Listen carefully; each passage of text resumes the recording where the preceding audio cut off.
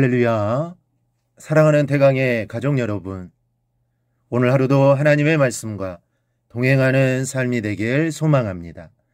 오늘 함께 나눌 하나님의 말씀은 빌립보서 2장 12절 말씀입니다. 그러므로 나의 사랑하는 자들아, 너희가 나 있을 때뿐 아니라 더욱 지금 나 없을 때에도 항상 복종하여 두렵고 떨림으로 너희 구원을 이루라. 아멘. 이 목회자가 자리를 비우면 표시가 나는 교회가 있습니다. 목회자가 출타하면 새벽 기도에 나오는 인원이 줄어들고 또 저녁 예배 인원이 평소와 다릅니다. 이 봉사하는 일도 목회자가 지켜볼 때와 또 보지 않을 때가 다릅니다. 이런 현상은 좋은 것입니까? 여러분, 나쁜 것일까요?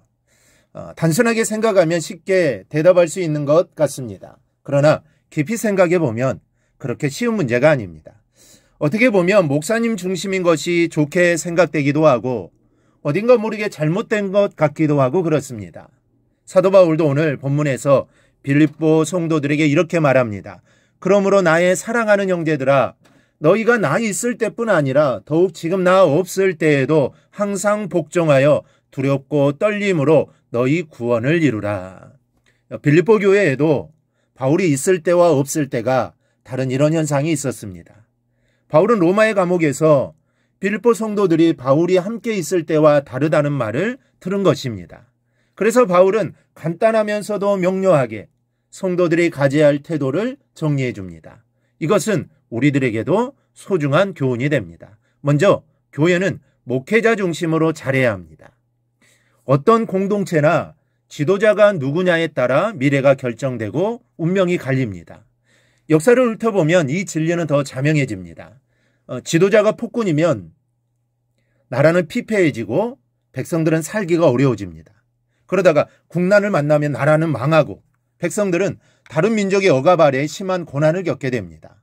그러나 성군을 만나면 나라는 안정이 되고 백성들의 살림은 피고 영토가 확장되면서 걱정할 것 없는 태평성대를 누리게 되는 것입니다.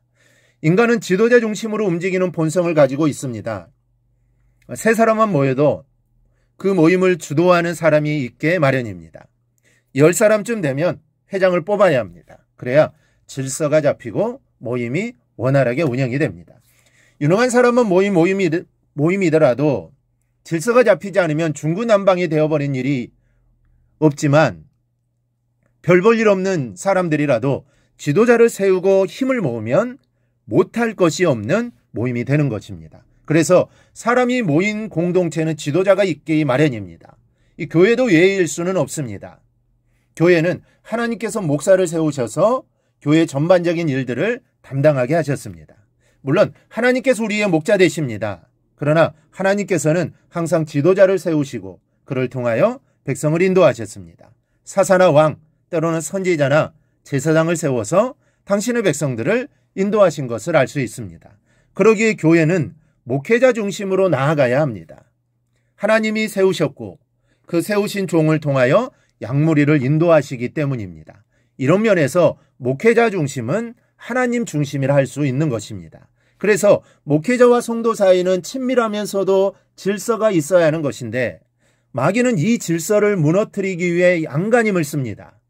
목회자 중심을 흐트리면 교회를 와해시키는 것은 식은 죽 먹기이기 때문입니다. 그래서 이단들이 교회에 들어와 먼저 목회자를 흔듭니다. 성도들로 하여금 목회자를 신뢰하지 못하게 합니다. 좋지 않은 이야기를 전합니다. 그래서 교회를 와해시키려고 하는 것입니다. 그래서 교회는 목회자를 중심으로 잘해 나가야만 하는 것입니다. 둘째는 목회자가 없을 때는 더 잘해야 합니다. 목회자가 자리를 비울 때가 있습니다. 잘 훈련된 교회는 이럴 때 더 잘합니다. 목회자가 자리를 비운 표시를 내지 않습니다. 부목사님이나 전도사님이 또 장로님께서 비워진 자리를 이끌어도 담임 목사가 이끄는 것처럼 순종하면서 더 열심을 냅니다. 이런 교회가 성숙한 교회입니다. 바울은 오늘 그런 모습을 빌립보 교회에 요구하고 있는 것입니다. 너희가 나 있을 때뿐 아니라 더욱 지금 나 없을 때에도 더욱이라는 말에 주목해야 합니다. 목회자가 없을 때 잘해야만 한다는 말입니다. 목회자가 없는 동안 내가 교회를 책임지는 사람처럼 교회 구석구석과 이모저모를 살피고 그러면서도 자기를 감추며 일하는 성숙한 모습이 있어야 할 것입니다. 그럴 때 교회는 든든히 세워져 가는 것입니다. 셋째는 목회자가 있을 때나 없을 때나 복종할 대상은 주님이십니다.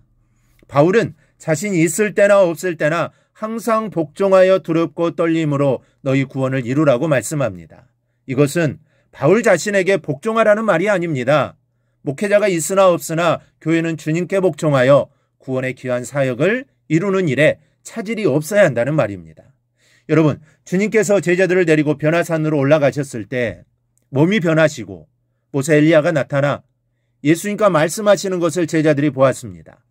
너무나 황홀한 광경에 제자들은 그곳에 초막셋을 짓고 살자고 했습니다. 그런데 말이 채 끝나기도 전에 빛난 구름이 주변을 덮었다가 사라지니 모세와 엘리야는 간데없고 오직 예수님 외에는 아무도 보이지 않았습니다.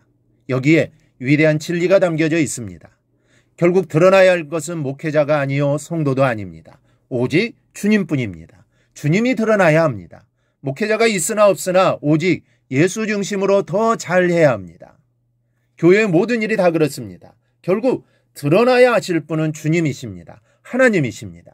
하나님의 영광만이 드러나야 합니다. 그래야 교회입니다. 이 사실을 기억하고 오직 예수 중심으로 살아 예수님만을 드러내며 살아가기를 주님의 이름으로 축원합니다. 오늘 묵상한 말씀을 굳게 잡고 삶으로 실천하며 살아내는 대강의 모든 성도들이 되기를 축복합니다.